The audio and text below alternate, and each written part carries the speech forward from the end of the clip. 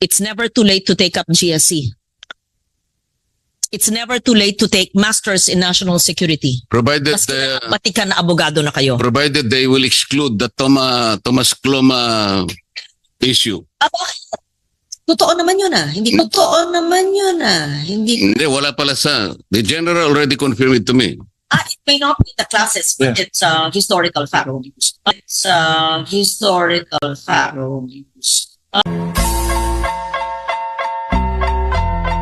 Madam, di po dapat we should have determined the sufficiency in ground before we voted for sufficiency in form and substance. Kasi we already voted for that. I wish to direct the Honorable Marcoleta to the rules of impeachment, Secretariat. Perhaps we need to provide him a copy of the rules. Again, the proceeding before the Justice Committee, Honorable Marcoleta, is summarized into 5. And you can confirm this from the rules of impeachment adopted by the 20th Congress. 1 is form, 2 is substance, 3 is ground, 4th is hearing proper, and 5th is the determination of probable cause.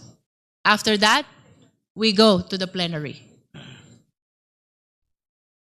Kindly look into the copy of the rules of impeachment, because everything that I am saying is strictly consistent with the provision of the rules.